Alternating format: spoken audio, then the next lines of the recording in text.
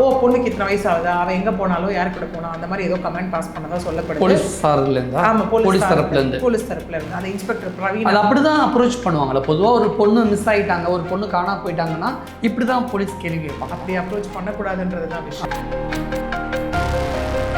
அங்கே இருக்கக்கூடிய ஒருத்தர் வந்து என்னன்னா ஒரு பைக் ஃபோட்டோவை போலீஸாரிடம் காமிச்சிருக்காரு, நம்பர் பிளேட் எல்லாம் வச்சு. என்னன்னு கேட்கும்போது அந்த பைக் அடிக்கடி இங்கே வந்து நின்றுட்டு இருந்தது, சந்தேகத்துக்கு இடமா இருக்குன்னு சொல்லி நான் தான் வந்து ஃபோட்டோ எடுத்து வச்சேன் அப்படின்னு சொல்லி அங்கே இருக்கக்கூடிய அந்த வயல் நிலத்தோட ஒருத்தர். ஓகே, ஸோ அப்புறம் போலீஸார் அந்த நம்பர் பிளேட்டை வச்சு ட்ராக் பண்ணும்போது தான் தெரியுது அந்த வண்டி ராமநாதபுரத்தில் தொலைஞ்சு போன வண்டி. முழு நேர இதுவே திருட்டு, கொலை, பாலியல் பலாத்காரம் இந்த சார்ந்து தான் அவருடைய வாழ்க்கையே இருந்திருக்கு. ஸோ ஆல்ரெடி 2022 ஒரு வயதான மூதாட்டியை எங்கன்னா இந்த எட்டயபுரம் அப்படிங்கிற பகுதியில் 2022 வயதான மூதாட்டியை வந்து நகைக்கு போயிட்டு கொலை பண்ணி பாலியல் வன்கொடுமை செஞ்சு கொலை பண்ணி நகை திருட்டின வழக்கில் வந்து இவனுக்கு ஆயுள் தண்டனை கொடுக்கப்பட்டிருந்தது. இன்னொன்று அவன் வாக்குமூலத்தில் அவன் என்ன சொல்லியிருந்தான் அப்படின்னா, அரெஸ்ட் ஆனதுக்கப்புறம் அவன் என்ன பண்ணியிருக்கான், வெளியில் வந்ததுக்கப்புறம் பார்த்தீங்கன்னா ஃபுல்லாக நோட்டம் பண்ணுறது தான் வேலையாக வச்சுட்டு இருந்தான். என்னென்னா இந்த மாதிரி பெண்கள் போகிறாங்கல்ல, ரெஸ்ட் ரூமுக்கு வெளியில் போகிற பெண்கள், இல்லை இந்த மாதிரி தனியாக போகிற பெண்கள், அந்த மாதிரி ஆல்ரெடி 2-3 அட்டெம்ப்ட் பண்ணதாகவும் சொல்லப்படுது. இதே ஒருவேளை பேரண்ட்ஸ் செப்பரேட்டட், பேரண்ட்ஸ் வந்து கருத்து வேறுபாட்டினால தனித்தனியாக இருக்காங்கன்னா அப்போ 2 பேரோட ஒப்பீனியன் மேட்டர்ஸ். இது POCSO and POSH prevention of sexual harassment work பிளேஸாக இருக்கட்டும், இல்லை செக்ஷுவல் ஹராஸ்மெண்ட் பற்றின செஷன்ஸாக இருக்கட்டும், இல்லை போக்சோ செஷன்ஸாக இருக்கட்டும், கேர்ள் சைல்டு விமன் தானே அப்படின்னு கேட்பாங்க. அது அப்படி கிடையாது. அந்த இடத்துல கண்டிப்பாக நம்ம ஆண் பிள்ளைகளையும் உட்கார வைக்கணும். ஏன்னா ஒரு தவறு செஞ்சு நடந்ததுக்கப்புறம் நீ இப்படி இதை நீ கற்றுக்கோ, இதை நீ பண்ணுன்னு சொல்கிறதுக்கு பதிலாக இதெல்லாம் பண்ண தப்புன்னு சொல்லி கொடுத்தா தப்பு நடக்காதில்லை.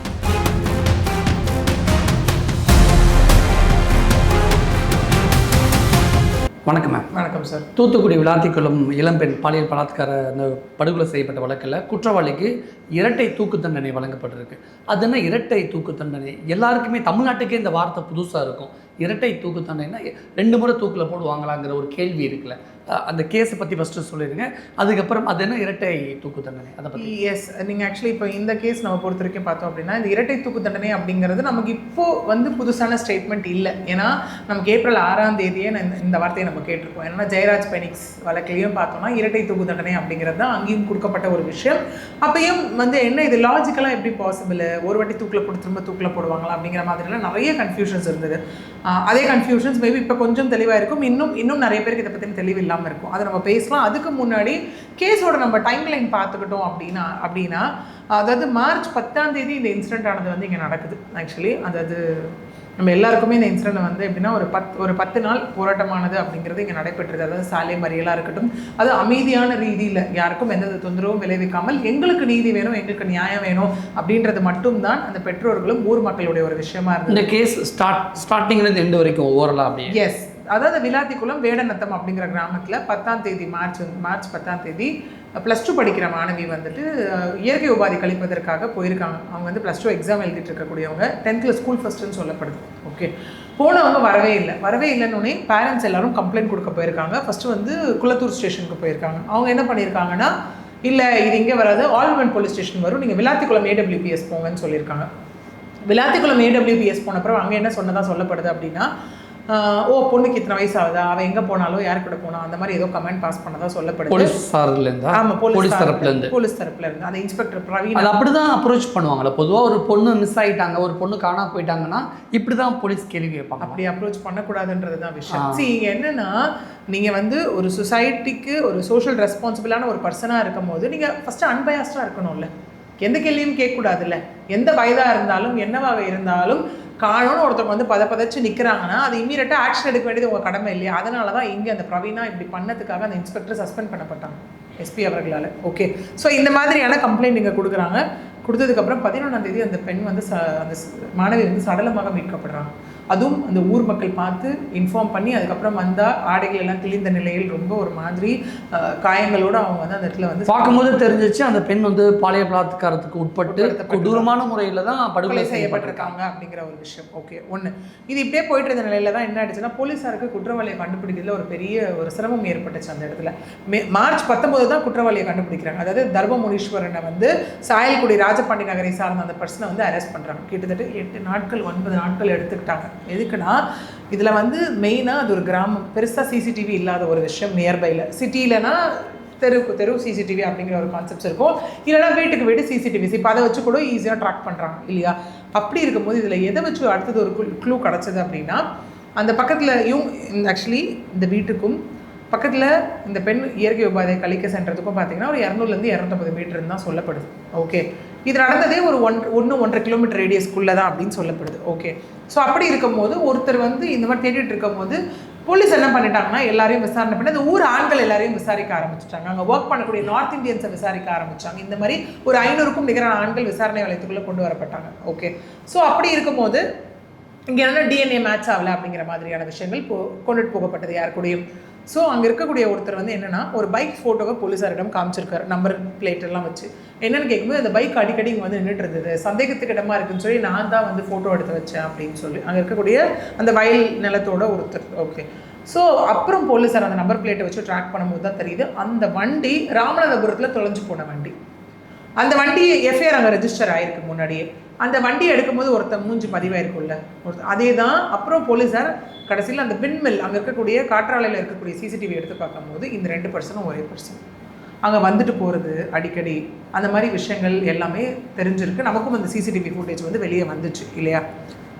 ஸோ அப்படி இருக்கிற சூழ்நிலையில் தான் அதுக்கப்புறம் யார் என்னென்னு அந்த பர்சனை பற்றி பேக்ரவுண்ட் செக் பண்ணும்போது தான் 38 வயசான தர்மமுனீஸ்வரன் அப்படின்னும் ஆல்ரெடி ஹிஸ்ட்ரி ஷீட்டர் அப்படின்னும் குற்ற பின்னணி உள்ள பர்சன் தெரிய வந்திருக்கு. Which means habitual offender.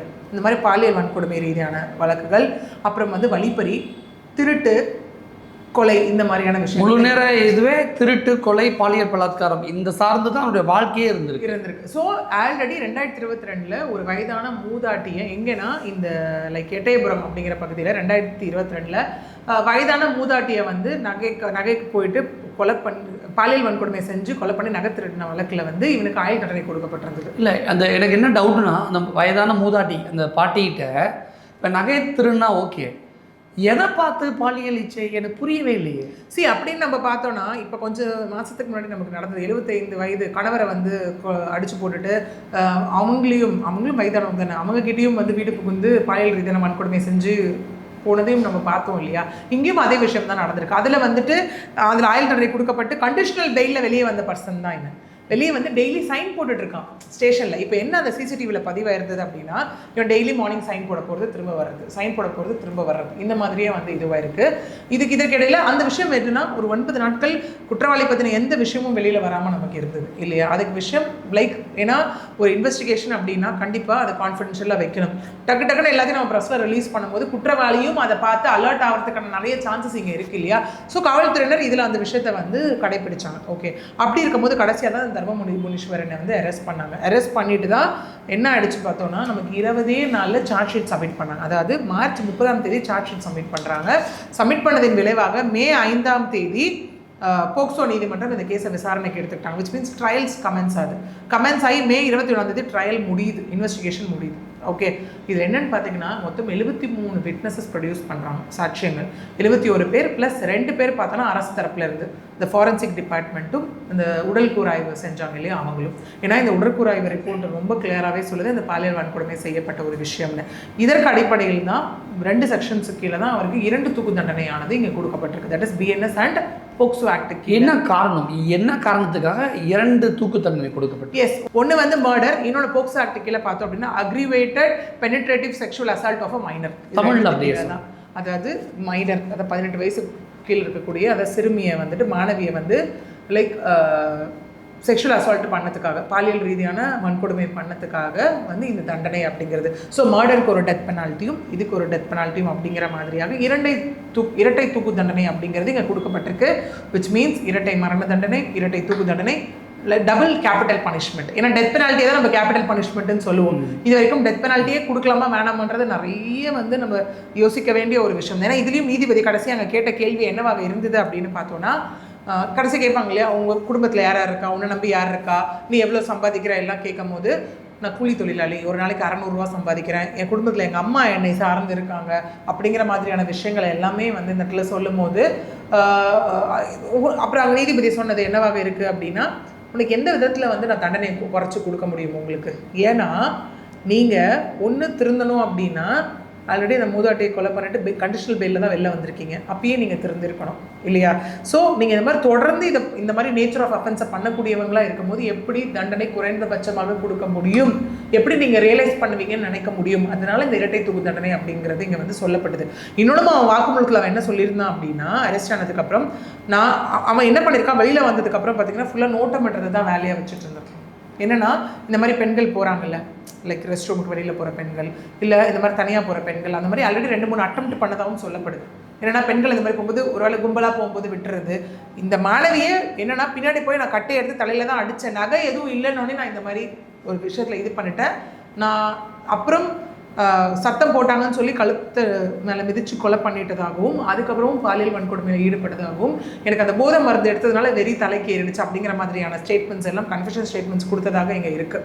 Okay, so yes, இந்த பர்சன் இங்கே addicted to like alcohol, drug அப்படிங்கிறது கிளியராக இப்படி புரிஞ்சுக்கலாமா? இரட்டை மரண தண்டனை நீதிபதி கொடுக்குறாரு அப்படின்னா அந்த பொண்ணை அடித்து கொன்னுட்டு அந்த பொண்ணு இறந்ததுக்கப்புறம் பாலியல் பலாத்காரம் பண்ணுறாள், அந்த செக்ஷனுடைய அந்த உச்சக்கட்ட வெறிக்காக தான் இவனுக்கு ரொம்ப கொடூரமான உச்சபட்ச தண்டனை, அதுவும் 2 முறை தூக்கில் போடும் அந்த இரட்டை தூக்கு தண்டனை அப்படி கொடுத்துருக்காங்கன்னு சொல்லலாம். இங்கே என்னன்னா கான்சிக்வன்சஸ் என்ன மாதிரியான கொடூரமான சம்பவத்தில் ஈடுபடுறாங்கன்னு ஒன்று இருக்குது. ஏன்னா இதே கேள்வி தான் ஜெயராஜ் பெனிங்ஸ் விஷயத்துலையும் அங்கே கேட்கப்பட்டது. என்னன்னா ஒரு வேளை நீங்கள் திருந்தனோனோ இல்லை ரியலைஸ் பண்ணணும்னு முயற்சி பண்ணியிருந்தா அவங்களை இவ்வளோ அடித்தா செத்துருவாங்கன்னு உங்களுக்கு தெரியும். அப்போ நீங்கள் திருந்தலை, உங்களுக்கு எங்கேயுமே ரியலைஸ் பண்ணுறதுக்கான உங்களோட தப்பை உணர்றதுக்கான கால அவகாசம் உங்களுக்கு இருந்தும் நீங்கள் உணரலை. ஒன்று. 2வது, அட்லீஸ்ட் சரி அடிச்சிங்க, அவங்கள குற்ற உணர்ச்சி இருந்து இல்லை நம்ம திருந்தணும்னு நினச்சது தான் கொண்டு போய் ஹாஸ்பிட்டலில் சேர்த்து உயிரை காப்பாற்றுப்பீங்க, அதுவும் இங்கே நடக்கலை. அப்புறம் இது கொடூரமான செயல் தானே, கொடூரமான லைக் ஒரு மனதுடைய ஒரு செயல் தானே. அந்த மாதிரி ஒரு குற்றத்துடைய விளைவு, அந்த குற்றம் என்ன மாதிரியான ஒரு டேமேஜை காஸ் பண்ணுது அப்படிங்கிற ஒரு விஷயம், சொசைட்டிக்கு இது என்ன சொல்லியிருக்குன்ற விஷயம், இது எல்லாம் பொறுத்து தான் இந்த கேபிட்டல் பனிஷ்மெண்ட் டெத் பெனால்ட்டியானது கொடுக்கப்படும். இந்த கேஸ்லையும் இங்கே வந்து கொடுக்கப்பட்டிருக்கு. விளாத்திக்குளம் இந்த இளம்பெண் விஷயத்தில் அந்த பொண்ணுகிட்ட நகை இல்லை, அதனால் அடிச்சிட்டேன், அந்த பொண்ணு இறந்துட்டா, அதுக்கப்புறம் நான் ரேப் பண்ணேன் அப்படின்னு ஸ்டேட்மெண்ட் கொடுத்துருக்கான். அந்த பொண்ணு கத்துனுச்சு அப்படின்லாம் சொல்லியிருக்கான். அதே தான் கோவை சூலூர் விஷயத்துலையும் அந்த பொண்ணை பலாத்காரம் பண்ண போகும்பொழுது அந்த 10 வயது சிறுமியை அந்த பொண்ணு சத்தம் போட்டுச்சு, அதனால தான் நான் கொன்னுட்டேன் அப்படிங்கிறான். அப்போ பொண்ணுங்க ரேப் பண்ண போகிறாங்க, இவன் பண்ணுறதே தப்பு. இதில் அதில் ஒரு எப்படி லாஜிக் சொல்கிறாங்க பாருங்க, நான் ரேப் பண்ண போனேன், அந்த பொண்ணுங்க கத்துனுச்சிங்க, அதனால கொன்னுட்டேன். இது என்ன லாஜிக், இது என்ன மைண்ட் செட்டு? எஸ், இங்கே என்னென்னு பார்த்தீங்கன்னா இது வந்து அதான் சொல்கிறாங்க இல்லையா, மனிதர்களுக்கு அப்பாற்பட்ட ஒரு மனநிலைன்னு சொல்கிறாங்க இல்லையா, மிருகமான மனநிலை, சைக்கோ. அது நம்ம வேர்டால் டிஃபைன் பண்ணவே முடியாது. அது ஏன்னா இங்கேயும் நீ வந்து கூச்சலிட்டா அவனை கொலை பண்ணிடுவேன் அந்த பொண்ணுக்கிட்ட சொன்ன மீறியும் அந்த பொண்ணு வந்து கூச்சலிட்டான்றது தான் இந்த சூலூர் விஷயத்துலையும் அந்த கார்த்தி சொன்ன விஷயமா இருக்குது இந்த இடத்துல. அதாவது சூலூர் அந்த இஷ்யூலையும் கார்த்தி சொன்ன ஒரு ஸ்டேட்மெண்ட்டில் உள்ளடக்கப்பட்ட ஒரு விஷயமா இருக்குது இந்த இடத்துல. ஓகே, அப்படி இருக்கும்போது இங்கே அதுதான் அவங்க எந்த மாதிரியான மனநிலையில் இருக்காங்க, இது நடந்தால் இவ்வளோ கொடூரமான சம்பவத்தில் நம்ம ஈடுபடுறோம் அப்படிங்கிற ஒரு விஷயம் தெரியுது இல்லை. ஏன்னா இங்கேயும் தென்னந்தோப்பில் வச்சு இது பண்ணிட்டு அந்த முட்புதரில் தூக்கி போட்டிருக்கான். ஓகே, ஸோ அப்போ இவ்வளோ விஷயம் நீ பண்ணுற அப்படின்னா ஜஸ்ட் லைக் தட் நான் தெரியாமல் பண்ணிட்டேன்னு எந்த விதத்துலையும் எஸ்கேப் ஆகவே முடியாது இல்லையா. நீ எல்லாம் நம்ம எப்படின்னா இந்த லாவில் வந்து லீகல் தியரியில் நம்ம ஒரு டேர்ம் சொல்லுவோம், மோட்டிவ், இன்டென்ஷன், ப்ரிப்பரேஷன், ஃபைனலாக எக்ஸிக்யூஷன். இது 4மே ஒருத்தன் வந்து பண்ணுறான் அப்படின்னா ஒரு மனநிலைனா அப்போ எல்லாமே திட்டமிட்டு செய்த ஒரு விஷயம் தானே. மோட்டிவும் தப்பாக இருக்குது, இன்டென்ஷனும் தப்பாக இருக்குது, அதனை நோக்கி நீ ஒரு விஷயத்தை செயல்படுத்துகிற, அதோட ரிசல்ட் என்னன்னு உனக்கு தெரியும்ல. ஒரு 10 வயது சிறுமியை நீ கூட்டிகிட்டு போகிற அப்படின்னா எதுக்காக கூட்டிகிட்டு போகிற? ஸோ அவன் மனசுல இறக்கம் அப்படிங்கிற ஒரு வார்த்தையே இருக்கு, சான்ஸே இல்லை. கண்டிப்பாக கிடையவே கிடையாது. அந்த மாதிரி இருந்துதான் முதல்ல அந்த சிறுமியை வேற மாதிரி பிள்ளை மாதிரி பார்த்துருப்பாங்க. ஒருவேளை ஒரு பேச்சுக்காக கேட்குறேன், இந்த தூத்துக்குடி விளாத்திக்குளம் விஷயமா இருக்கட்டும், கோயம்புத்தூர் சூலூர் சிறுமி விஷயமா இருக்கட்டும், இந்த குற்றவாளிகளுக்கு இப்படி நடக்கக்கூடாது, ஒரு பேச்சுக்கு ஒரு வாதத்துக்கு கேட்குறேன்.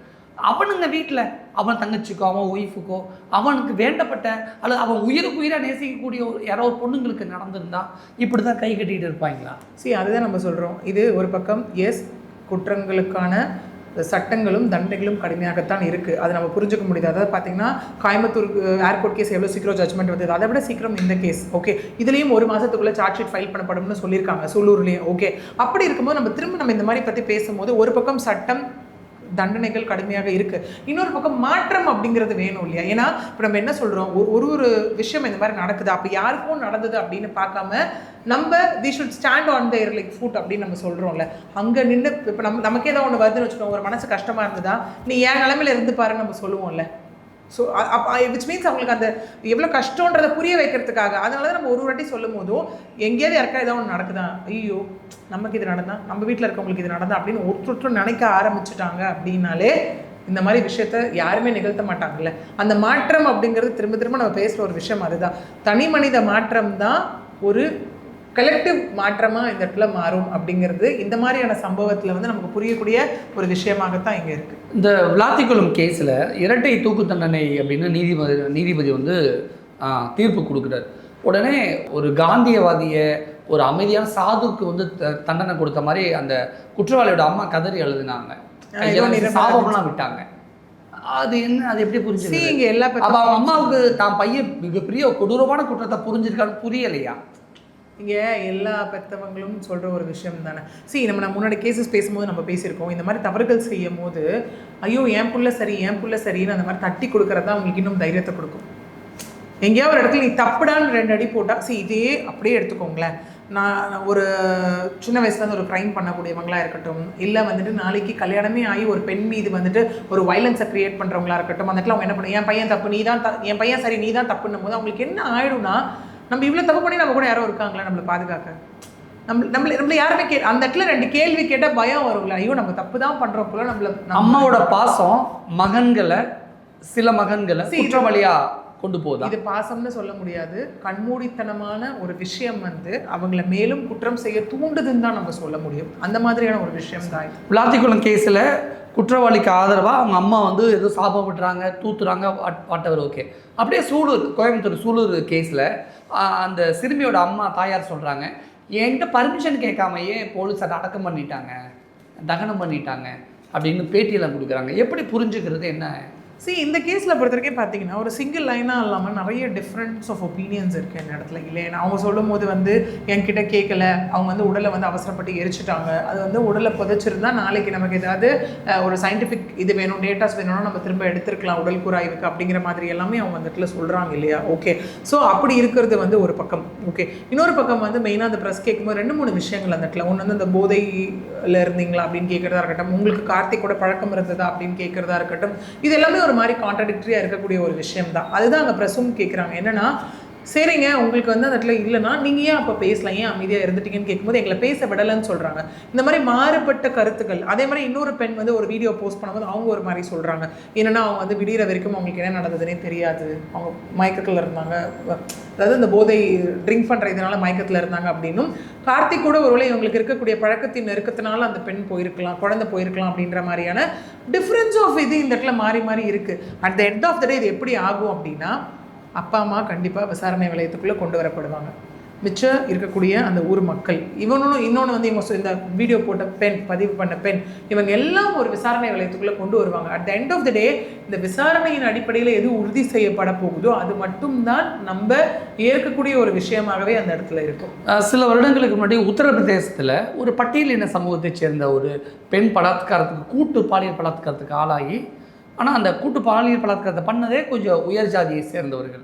ஆனால் போலீஸ் நைட்டாக பேரண்ட்ஸோட ஒப்பீனியன் கூட வாங்காமல், பேரண்ட்ஸ்க்கே தெரியாமல் போய் உடம்ப தகனம் பண்ணிட்டு வந்துட்டாங்க. அதே மாதிரியான சம்பவம் தான் இப்போ கோவை சூலூர் அப்படி தான் பார்க்கணுமா? ஏன்னா மீடியா அப்படி தான் அது உத்தரப்பிரதேச சம்பவத்தை உதாரணம் சொல்லிட்டு கோவை சூலூர் விஷயத்தை இன்சிடென்ட் காட்டுறாங்க. அப்போ அப்படிதான் புரிஞ்சுக்கணுமா? இல்லை இங்கே உத்தரப்பிரதேசமா தமிழ்நாடு மாறிக்கிட்டு இருக்கா? இல்லை இங்கே என்னென்னு பாருங்க, இங்கே வந்து திங் இஸ் தட் போஸ்ட்மார்ட்டமானது நிறைவு பெற்றுச்சு இந்த இடத்துல இல்லையா? ஏன்னா இங்கே சொல்லப்படுற ஒரு விஷயம் என்னன்னா, போஸ்ட்மார்ட்டமில் முதற்கட்ட ஒரு அறிக்கையில் வந்து இது பாலியல் வன்கொடுமைன்னு உறுதி செய்யப்பட்டாச்சுன்னு ஐஜி ரம்யா பாரதி மேம் அவங்க சொல்கிறாங்க இல்லையா?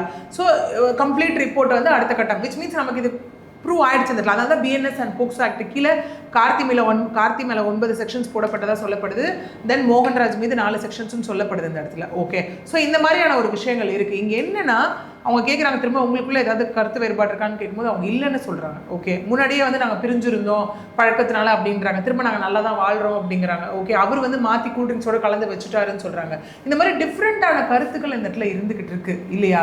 இன்னொன்று இங்கே என்னென்னு பார்த்தீங்கன்னா, இன்னொன்று வர்றதையும் வரவிடாமல் பண்ணிடாருன்னு அவர் சொல்கிறாரு. 7 லட்ச ரூபா வாங்கிட்டாருன்றாங்க. நீங்கள் ஏங்க அப்போ பேசலன்னு கேட்கும் போது இல்லைங்க எனக்கு அப்போ பேச விடலைன்றாங்க. இந்த மாதிரி டிஃப்ரென்ஸ் ஆஃப் இது இருக்குது இந்த இடத்துல. என்னன்னா காவல்துறை தரப்புலேருந்து செய்யக்கூடிய விஷயங்கள் கரெக்டாக நகர்ந்துட்டு இருக்கு இந்த இடத்துல. எஸ், போஸ்ட்மார்ட்டம் ஆனது பண்ணப்பட்டது.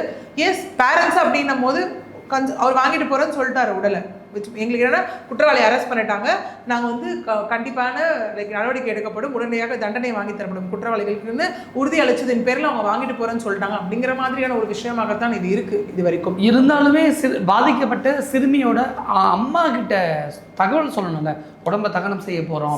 இங்கே என்னென்னு பார்த்தீங்கன்னா அதுதான் விஷயம். இங்கே என்ன கேட்கப்படுதுன்னா அவங்க அம்மா தகனம் செய்யப்படுறோன்னு சொல்லப்படுது அப்படின்னா அவங்க ஏன் அது ஒரு கேள்வியாக எழுப்பலன்றது தான் இங்கே ஒரு விஷயமா இருக்குது. அப்போ 2 நாள் முன்னாடி ப்ரெஸ் மீட் கொடுத்தவங்க அப்போ ஏன் ப்ரெஸ் மீட் கொடுக்கலையோ, இல்லை ஏன் அவங்க என்ன சொல்கிறாங்கன்னா இந்த மாதிரி பின்வாசல் வழியாக எடுத்துகிட்டு போயிட்டாங்க ஆம்புலன்ஸில். ஓகே, எடுத்துகிட்டு போகும்போது நாங்கள் பின்தொடர்ந்து போகிறோம், நடுவில் ஃபோன் பண்ணும்போது நாங்கள் போயிட்டுருக்கோன்னு ஃபோனை சுவிச் ஆஃப் பண்ணிட்டாங்க, எனக்கு எந்த இடத்துல வந்து எரிய விட்டாங்கன்னு கூட தெரியாது, மறுநாள் காலையில் தான் எனக்கு வந்து தெரிய வந்துச்சுன்னு அவங்க சொல்கிறாங்க இல்லையா அந்த இடத்துல. ஓகே, ஸோ அப்படி இருக்கும்போது இங்கே ஒரு விஷயம், பேரண்ட்ஸ் அப்படின்னா நீங்களே ஒரு குழந்தைக்கு ஒரு ஆப்ரேஷன் என்ன போவாங்க, அப்பா அம்மா யாராவது ஒருத்தர் சைன் இல்லையா, 2 பேரும் சைன்ன்றது மேண்டேட்டரியா இல்லை, யாராவது ஒருத்தர் சைன்ன்ற மாதிரி தான் எடுத்துருக்கோம். ஆனால் டெத்தில் அது கொடூரமான அதுதான் விஷயம். இங்கே என்ன அப்படின்னு பார்த்தோன்னா ஒரு விஷயம் செய்றீங்க அந்த இடத்துல வாங்கவே படலை அப்படின்னா இவங்க ஏன் உடனே அப்ஜெக்ஷன் எழுப்பலன்ற ஒரு கேள்வி இந்த இடத்துல வருது இல்லையா. இதே ஒரு பேரண்ட்ஸ் செப்பரேட்டட், பேரண்ட்ஸ் வந்து கருத்து வேறுபாடுனால தனித்தனியாக இருக்காங்கன்னா அப்போ 2 பேரோட ஒப்பீனியன் மேட்டர்ஸ். அந்த இடத்துல ஏங்க நாங்கள் பிரிஞ்சிருக்கோங்க, நாங்கள் டிவோர்ஸிங்க, எங்களுக்கு இது நாங்கள் கருத்து வேறுபாடுனால பிரிஞ்சிருக்கோம், ஏங்க எங்கிட்ட கேட்கல அப்படிங்கிறது ஒன்று. இங்கே என்ன கேட்கப்படுது அப்படின்னா ப்ரெஸ் தரப்புல இருந்தும் ஆரம்பத்துலேருந்து ப்ரெஸ்ஸை சந்திக்காதவங்கன்னா அது ஒன்று. நீங்கள் சந்திக்கிறீங்க, பார்க்குறீங்க, பேசுகிறீங்க, அப்போ ஏன் நீங்கள் இதுக்கு அப்ஜெக்ஷன் எழுப்பலன்னு கேட்குறாங்க. இப்போ அங்கேயே அவங்க வந்து இல்லைங்க என்னோட அனுமதி இல்லாமல் இங்கே ஆம்புலன்ஸில் எடுத்துகிட்டு போகிறாங்கங்க கூட வந்து லைக் போலீஸ்கிட்டே போய் ஒரு கம்ப்ளைண்ட் கொடுத்துருக்கலாம். அந்த விஷயம் ஏன் பண்ணலை அப்படிங்கிறத. அதாவது கடந்த 2-3 நாட்களாகவே வெறும் எங்கே பார்த்தாலும் கொலை பாலியல் பலாத்காரம். விஜய் முதலமைச்சராக பதவியேற்று 15 நாள் கூட இன்னும் முழுமை பெறலை. அதற்குள்ள 25 கொலைகள், 19 பாலியல் பலாத்கார சம்பவங்கள் தமிழ்நாட்டில் நடந்துக்கிட்டு இருக்கு. சட்டம் ஒழுங்கு சரியில்லையா, அல்லது இது எப்படி பார்க்கணும், எப்படி புரிஞ்சுக்கணும்? இங்கே அதுதான் என்ன விஷயம் அப்படின்னு பார்த்தீங்கன்னா இன்றைக்கி கூட ஐ திங்க் அந்த லா அண்ட் ஆர்டர் இஷ்யூ பற்றி காலைல மீட்டிங் நடந்திருக்கு. ஓகே, அப்படி இருக்கும்போது இங்கே நம்ம என்ன ஒன்று இது பார்க்கலாம் அப்படின்னா மேபி அந்த காவல்துறை தரப்பில் இருக்கக்கூடிய அலட்சியங்கள் இங்கே வந்துட்டு இப்போ ஒழுங்குபடுத்தப்பட்டிருக்கோம் அப்படிங்கிற ஒரு விஷயம் இருக்குது. ஏன்னா இந்த ராயபுரம் இதில் கூட நீங்கள் பார்க்க போனீங்கன்னா வந்துட்டு அதாவது டெலிவரி கொடுத்துருக்காங்க, 9 நாள் ஆன நிலையில் வந்து குழந்தைய வந்து திடீர்னு 4 நாளாக வந்து ஹாஸ்பிட்டலில் வந்து அறிமுகமாக இருக்கவங்க கடத்திட்டு போயிட்டாங்க. ஆனால் இம்மிடியாக குழந்தை கண்டுபிடிச்சி கொடுத்துருக்காங்க இல்லையா. ஸோ அந்த மாதிரிலாம் இருக்கும்போது நம்ம போன வாட்டி பேசின மாதிரி தான் இங்கே எல்லா ஒரு விஷயமும் இனிஷியேட்டிவ் எடுத்தாச்சு. ஓகே, மதுக்கடைகளை மூடுறதா இருக்கட்டும், இல்லை ட்ரக்ஸ் ரிலேட்டடாக இருக்கட்டும், ரவுடிஸ் அரெஸ்ட் பண்ணுறதா இருக்கட்டும், சிங்கப்பெண் சிறப்பு அதிரடிப்படை திட்டமாக இருக்கட்டும். ஏன்னா சூழல் விஷயம் பேசும்போது 27th லான்ச் அந்த மினிஸ்டர் சொல்லியிருந்தார் இல்லையா.